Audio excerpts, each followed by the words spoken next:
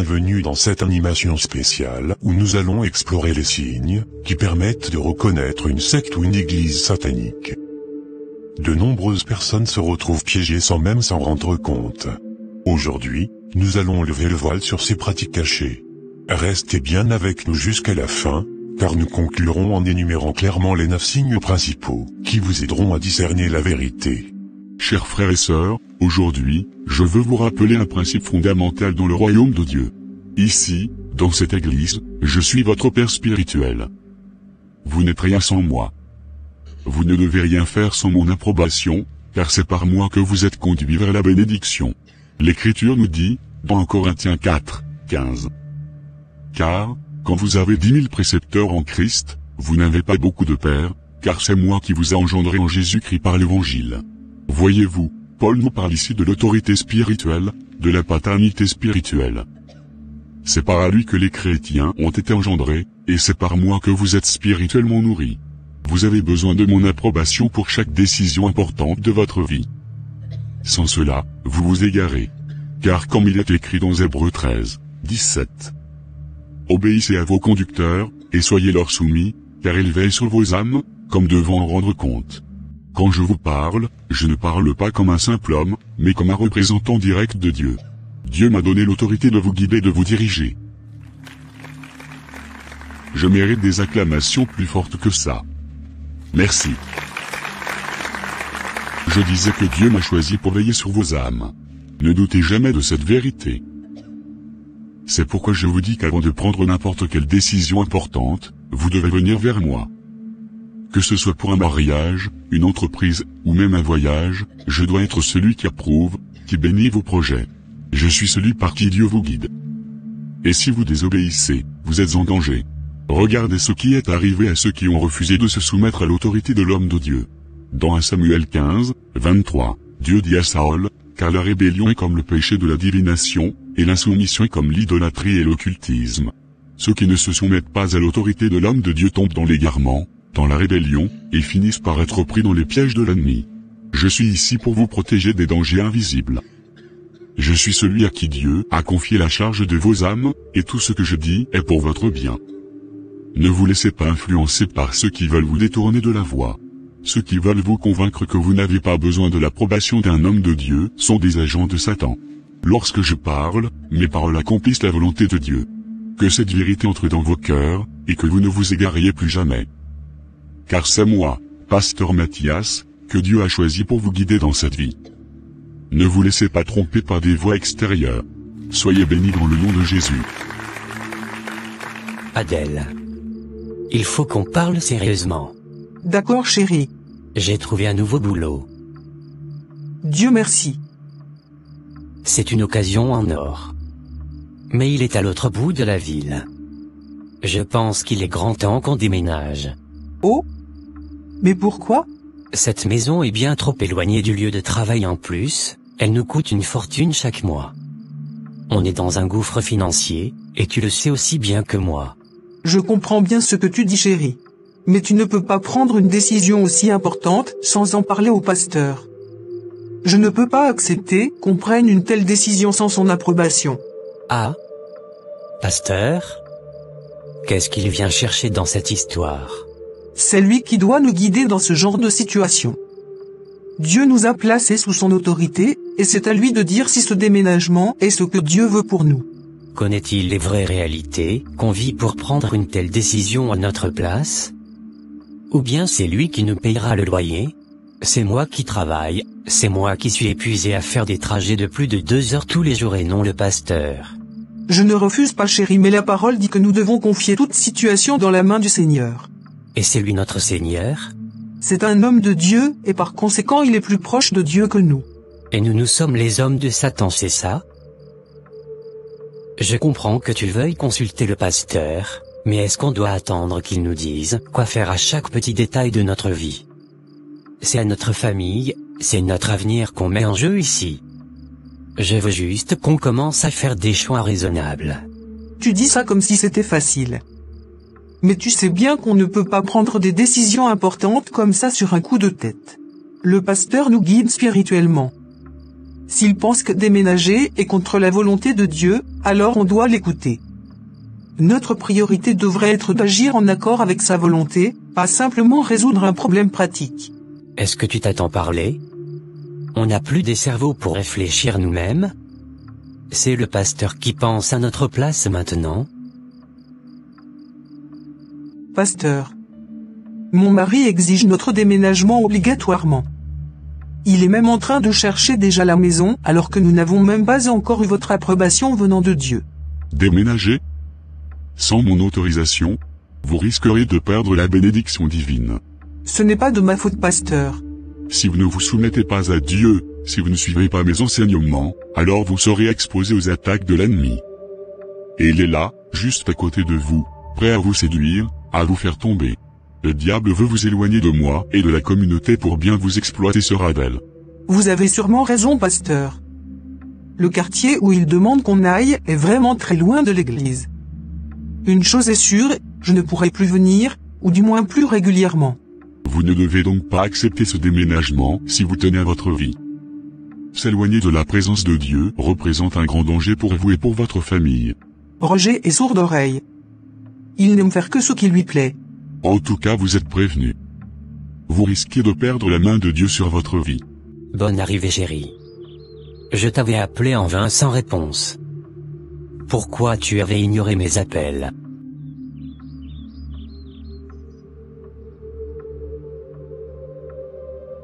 Qu'est-ce qui ne va pas, chérie?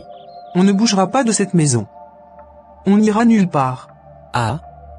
C'est pour ça que tu te mets dans cet état? C'est le meilleur choix à faire pour nous, chérie. Le pasteur est totalement contre. Si tu veux aller, ce sera sans moi. Mon Dieu. Je ne laisserai pas ce soi-disant pasteur venir prendre mon autorité dans mon foyer. Comment peux-tu lui donner du pouvoir à ce point? C'est mon père spirituel et donc je respecte ses proscriptions à la lettre. Là, je pense que tu exagères et si ça continue ainsi, tu risquerais de prendre tes effets pour aller vivre avec ton pasteur. Sois prête à répéter ce que tu viens de dire devant lui. Est-il mon Dieu? Je me suis fait clair. On déménagera de cette maison, à moins que tu aies un autre motif logique, qui soit différent de celui de ton pasteur. Tu risques de faire abattre la colère de Dieu sur notre couple. Arrange-toi pour que ça tombe sur toi seul. Parce que moi je suis en paix avec mon Dieu. Ma vie ne dépend d'aucun homme.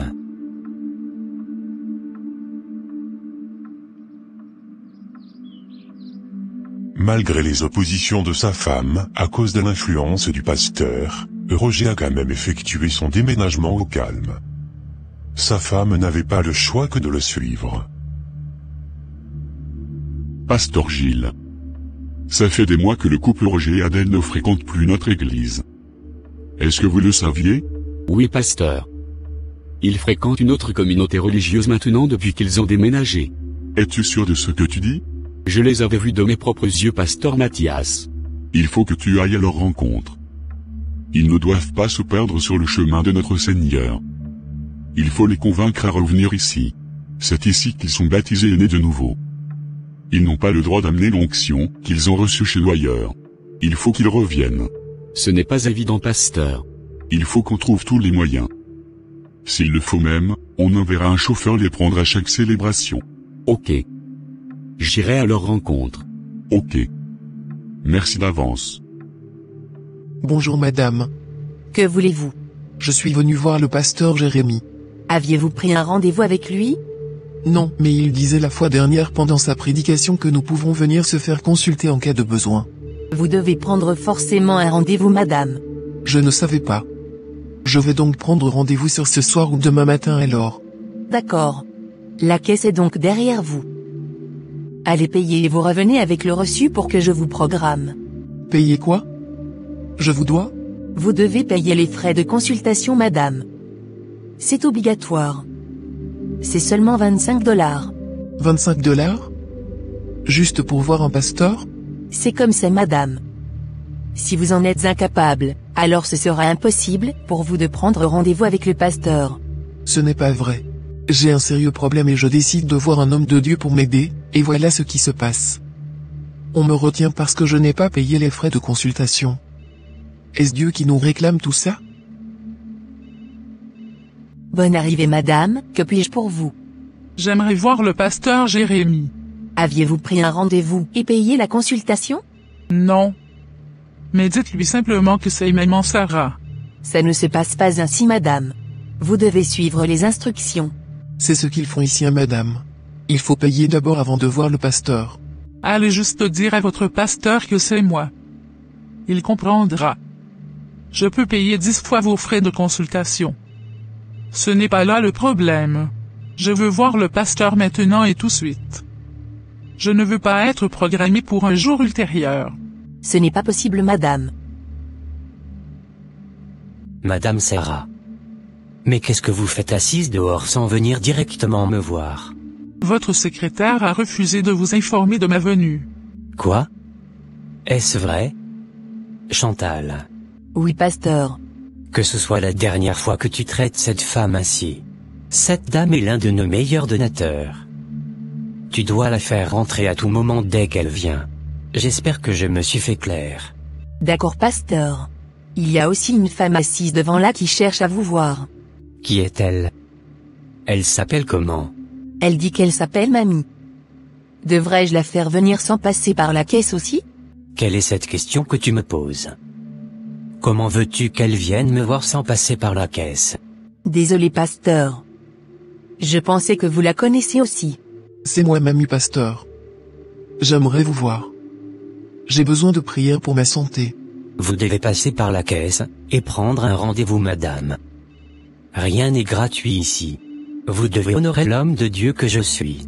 Mais je n'ai rien à donner, pasteur. Alors retournez chez vous. Et revenez quand vous serez prête. Suivez-moi maman Sarah. Merci pasteur. Soyez la bienvenue madame Sarah. Et une fois encore merci pour les virements de la dernière fois. Nous sommes vraiment reconnaissants pour tout ce que vous nous faites. Ce n'est encore rien pasteur. Le meilleur reste à venir. Alors qu'est-ce qui vous amène chez moi? Je suis venu demander que vous veniez prier ce soir à la maison, avec nous pour l'anniversaire de ma fille. Vraiment? Ce ne sera pas gratuit. Je vous signerai votre chèque comme d'habitude. Ok. Il n'y a aucun souci. Je serai là. D'accord. Ce sera à 19h. Ok, pas de problème. Pasteur. Je suis venu vous rappeler que votre enseignement commence ce soir à 19h. Ok, j'ai entendu. Mais je ne serai pas là. J'ai un imprévu.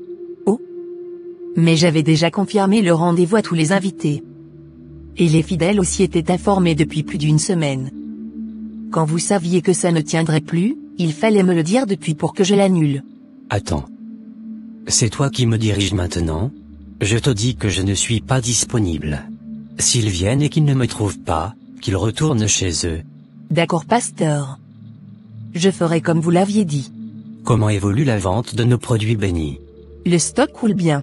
Surtout l'huile de purification, pour avoir la grâce et l'abondance, et la pierre sainte sont en train d'être vendues comme des petits pains.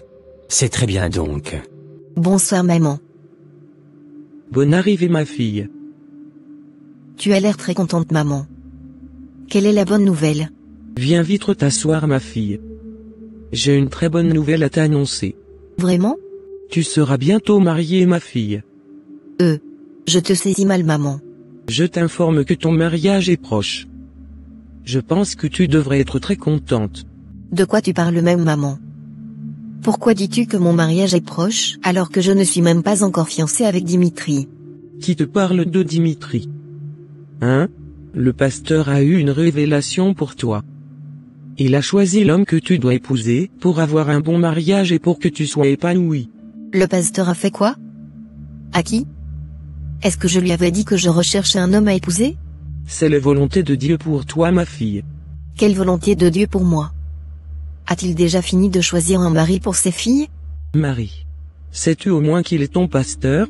Qu'il a donné cet homme à l'une de ses filles. Moi je n'en veux pas. J'ai déjà un amant. Penses-tu que tu as le choix? La révélation du pasteur passe avant ta volonté. Je te le rappelle. Vous les jeunes d'aujourd'hui, vous n'avez plus peur de rien. Les aînés spirituels te parlent et tu parles. En tout cas, apprêtez-vous à épouser la personne. Si jamais vous prenez quelque chose de sa main en guise de cadeau, je ne serai pas concerné. Je vous préviens. Vous êtes Dimitri, n'est-ce pas? Oui. Mais qui êtes-vous? Je suis venu te mettre en garde. Quitte derrière Marie. Elle est déjà promue à un autre homme qui est de son église. De quoi vous parlez, monsieur? D'ailleurs, qui êtes-vous? Je suis un homme de Dieu. C'est tout ce que je peux vous dire. Si vous ne quittez pas derrière cette fille, vous aurez de sérieux problèmes. Bonne journée. Marie serait-elle vraiment promue à un autre? Pourquoi tu m'as envoyé ce message de rencontre urgent? Un homme est venu me menacer que je dois quitter derrière toi parce que tu as déjà promu un autre homme. Quoi? Ils ont osé venir te menacer? Est-ce vrai ce qu'il a dit? Je n'en sais rien, Dimitri. Tout ça c'est l'œuvre de mon pasteur. Il dit avoir une révélation sur l'homme que je dois épouser. Mais je leur ai dit que je ne suis pas intéressé. Et c'est qui la personne qu'il t'a trouvé? Je n'en ai aucune idée. Et je n'aimerais même pas le savoir. Ok si tu le dis. Mais il faut qu'il arrête de venir nous menacer. Parce que ma maman m'avait dit également ce matin, qu'elle avait reçu la visite d'un inconnu la menacer pour la même cause. Vraiment? On ne doit pas se laisser faire dans cette histoire. C'est toi que j'aime. Même s'il arrive qu'on ne pourra pas terminer notre cheminement ensemble, c'est à nous deux de choisir. Ce n'est pas leur rôle. Tu as vraiment raison, Marie. On ne doit pas se laisser influencer. Si c'est vraiment une révélation venant de Dieu, qu'on ne doit pas se mettre ensemble, ça se révélera à d'autres personnes, ou à nous-mêmes, si nous demandons l'aide de l'Esprit Saint. Ton pasteur n'est pas le seul à qui Dieu communique. Nous aussi nous sommes enfants de Dieu et c'est nous le futur couple, et non le pasteur et ses acolytes. Exactement. J'arrive, chérie. Je vais vite te faire quelque chose à manger. Je sais que tu as faim. La célébration d'aujourd'hui a duré plus que d'habitude. Tu as raison. J'ai vraiment faim. Merci beaucoup de toujours bien prendre soin de moi. Je t'en prie. Je trouve que tu as beaucoup changé depuis qu'on ne fréquente plus ton ancienne église. Tu as sûrement raison. Il y a beaucoup de choses que je ne comprenais pas avant. Mais maintenant ça va, grâce aux enseignements de la femme du pasteur Paul, sur comment garder son foyer. Je trouve également très enrichissant les enseignements du pasteur Paul. Est-ce qu'on attend quelqu'un? Chérie. Non. J'irai voir qui est là. Pasteur. Mais qu'est-ce que vous faites ici? Et comment aviez-vous connu ma maison? Tu ne m'invites pas à rentrer à l'intérieur pour parler? Comment va Roger ton époux? Il va bien. Oh. Qu'est-ce qu'il fait chez moi? Bonjour monsieur Roger. Oui bonjour. Que nous vaut votre visite? Nous avions appris que vous aviez déménagé de là où vous étiez pour vous installer ici. Et par conséquent, vous ne venez plus à l'église. Nous sommes vraiment inquiets de votre absence. C'est le motif de ma visite. Je devrais venir avec le pasteur Mathias, mais il a eu un empêchement à la dernière minute. Sinon nous allons très bien. Tout va bien dans notre nouveau quartier. Par rapport à notre absence, c'est dû au fait que l'église est devenue très loin de chez nous. On ne pouvait pas supporter ces charges. Donc nous avons décidé de prier dans une église à quelques pas de notre maison. Vous voulez dire que vous fréquentez déjà une autre église? Bien sûr, pasteur. Comment pourriez-vous faire cette erreur? Quelle erreur? Hein? Vous êtes en train de vous perdre. Fréquenter une autre église autre que l'église mère qui vous avait vu naître de nouveau est un grand risque pour votre salut, et un péché. Un grand risque pour notre salut et un péché? En quel sens? Dieu n'est pas dans cette église. L'enfer est en train de vous guetter chaud. Vous devez vite quitter cette église de Plaisantin avant qu'il ne soit trop tard. Donc? Sachez-vous seulement qu'il y a Dieu ou quoi? Écoutez ce que je vous dis. L'enfer? Je ne veux pas aller en enfer. Quel enfer? Ne me dis pas que tu as peur de ce qu'il raconte, chérie. Je ne veux pas aller en enfer. Pardon. Arrête de paniquer pour un non-sens. Écoutez-moi très bien, pasteur. Vous n'allez pas venir semer la peur dans ma maison.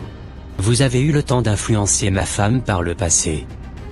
Maintenant je ne vais plus vous le permettre. Monsieur Roger. Vous devenez rebelle contre Dieu et contre son église.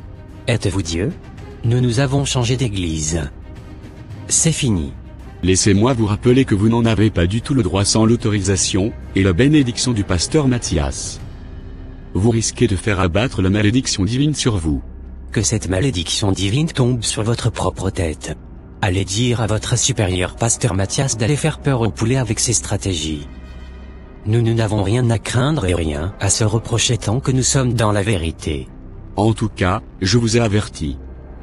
Je secouerai la poussière de mes pieds devant votre maison, comme le dit la parole de Dieu, car vous avez rejeté les paroles de Dieu venant de l'un de ses élus.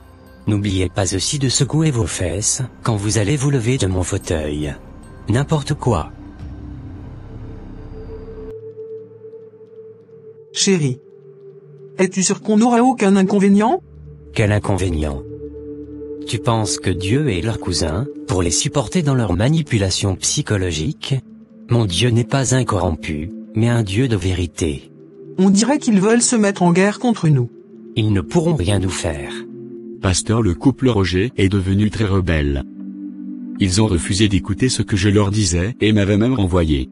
À partir d'aujourd'hui, ils sont devenus nos ennemis. Ils s'apprêtent à terminer la bataille qu'ils viennent de lancer.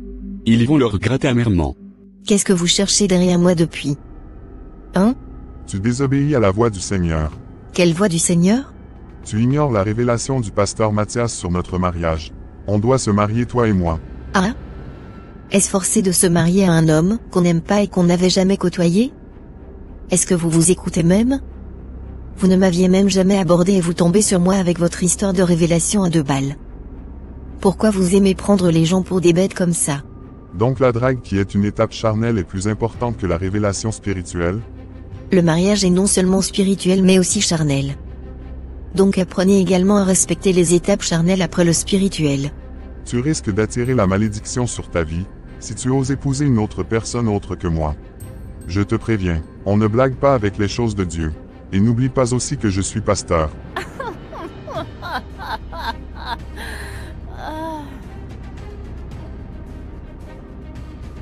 Vous me prenez pour une ignorante spirituelle ou quoi? Je sais ce que je suis, ce que je vaux et ce que je veux. Personne ne viendra m'intimider à faire un choix qui ne me convient pas. Je suis déjà convaincu de mon homme et de ma destinée. Vous n'en faites pas partie. Vous voulez traiter le pasteur Mathias de menteur. Je ne tomberai pas dans vos pièges. Je connais bien votre histoire. Je sais comment vous forniquez avec vos ex-copines, que vous abandonnez une fois le but atteint. Ça ne marchera pas avec moi. Vous êtes surpris? Voici ce que Dieu m'a révélé sur vous quand je priais. Dieu n'est pas dans vos mensonges. Bonne soirée. Ah? Qu'est-ce que les photos du pasteur Mathias font partout sur le mur de cette maison? Bonne arrivée ma fille. Pourquoi as-tu mis la photo de ce pasteur partout dans la maison, maman? Ma fille.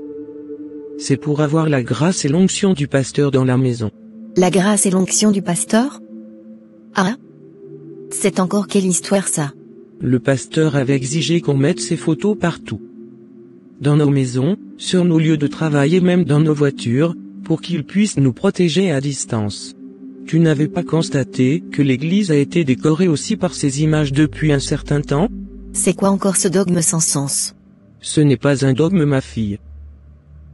Depuis que j'ai mis ces images dans la maison, quand je prie, je reçois vite satisfaction, et je ressens la présence de Dieu à travers l'onction du pasteur. C'est de l'idolâtrie tout ça, maman. N'oublie pas ce que la parole de Dieu dit à propos. Il faut que tu enlèves toutes ces images sur ton mur. D'ailleurs, moi je ne fréquenterai plus jamais cette église, et je n'aimerais plus être en contact avec eux. Ah? C'est quoi cette décision bizarre?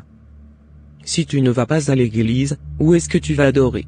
Je vais méditer chez moi à la maison, jusqu'à ce que je trouve une autre communauté qui marche dans la vérité. Ne fais pas ça ma fille. Tu risques d'être puni par l'église. Me punir? Parce que j'ai décelé leur manipulation psychologique et spirituelle?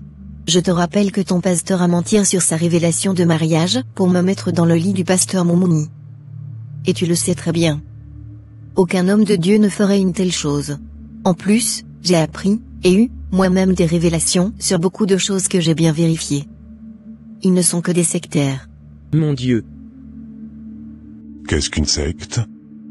Selon les dictionnaires, une secte est une communauté dont les membres suivent rigoureusement une même doctrine religieuse, philosophique ou idéologique. Pourquoi les gens se retrouvent-ils souvent dans des sectes? La réponse se trouve dans le livre d'Osée 4 verset 6. Mon peuple périt pour faute de connaissance. Dieu parle ici de son propre peuple. Pas des enfants du diable, mais de ceux qui lui appartiennent. Et qui sont induits en erreur, à cause de leur ignorance. Si vous n'avez pas de relation personnelle avec Dieu, et que vous êtes incapable de lire sa parole pour vous-même, vous deviendrez une victime facile des sectes. Si vous avez bien suivi cette animation, voici les 9 signes qu'elle indique, pour reconnaître une secte, ou une église satanique. Premièrement, c'est l'instauration de la peur chez tous les fidèles. Dans une secte, ou une église satanique, la peur domine. Les fidèles ont peur de leur pasteur ou prophète, dont la parole est considérée comme supérieure à celle de Dieu. Cette peur excessive pousse les membres à obéir aveuglément. Ils enchaînent leurs fidèles et les maintiennent dans la peur constante. Pourtant, la Bible dit dans 2 Timothée 1, 7, « Ce n'est pas un esprit de timidité que Dieu nous a donné, mais un esprit de force, d'amour et de sagesse. » En deuxième position, nous avons le contrôle total de la vie des membres. Dans une secte, le pasteur contrôle tous les aspects de votre vie. Pour le mariage, il choisit pour vous votre futur époux, ou épouse. Dans la famille, il contrôle votre conjoint, vos enfants, vos finances, vos décisions personnelles. Cela constitue une forme de manipulation, et de sorcellerie. Or, Dieu dit dans Exode 20 verset 3. Tu n'auras pas d'autre Dieu devant ma face. Je ne dis pas de ne pas respecter vos pasteurs. C'est important de le faire, mais il ne doit jamais prendre la place de Dieu dans votre vie. En troisième position, il s'agit de l'adoration du leader.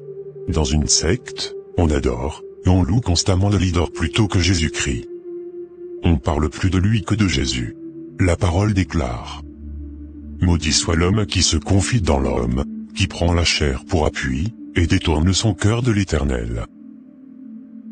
Ensuite, c'est l'incapacité de dire non au leader. Les membres ne peuvent pas refuser une demande de leur leader, même si celle-ci est contraire à la parole de Dieu. C'est ainsi que de nombreuses sœurs ont été abusées sexuellement par des pasteurs ou prophètes, car elles n'osent pas s'opposer à leur autorité. En cinquième position, vient l'absence de remise en question. Dans une secte, il est interdit de poser des questions sur des pratiques contraires à la doctrine. Tout ce qui est dit est accepté sans réflexion, même si cela va à l'encontre de la vérité. Les fidèles sont comme des moutons écervelés. Le numéro 6, c'est une vie de débauche chez le leader. Le leader vit dans le désordre de tout genre. Débauche sexuelle, escroquerie, abus divers, etc.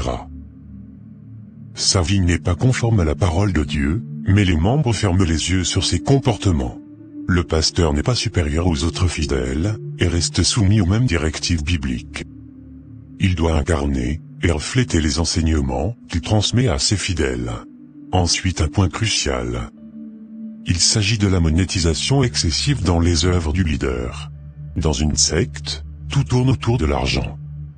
Vous devez payer pour voir le pasteur, pour recevoir une prophétie, pour obtenir une prière. Vous payez des offrandes de gauche à droite à ne pas en finir. Des stratégies pour vous soutirer de l'argent en vous incitant à donner plus que vous en êtes réellement envie. Des multiples enveloppes distribuées à longueur de journée sans cesse, avec des exigences à l'appui. La discrimination entre les riches et les pauvres dans l'église. Parfois le leader préfère aller prier, dans la maison de celui qui a la capacité de faire plus de dons.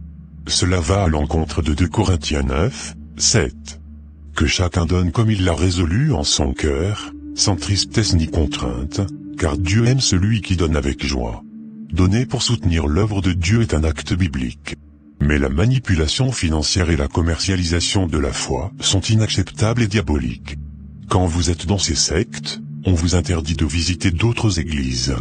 Dans une secte, les membres ne peuvent pas répondre à des invitations d'autres églises, ou écouter des enseignements d'autres pasteurs. On vous fait croire que votre église est la seule dans la vérité, et que toutes les autres mènent en enfer. Pourtant Dieu n'a pas une église à lui. Dieu est présent partout où règne sa vérité, et sa lumière. Il n'est pas un idole immobile fixé dans un lieu. Mes frères et sœurs, Lorsque les fidèles commencent à réaliser qu'ils appartiennent à une secte, et décident d'en sortir, cela devient un véritable combat. C'est le 9e et dernier point de cette liste. Il s'agit de l'hostilité envers les anciens membres. Quand vous quittez une secte, vous devenez automatiquement un ennemi.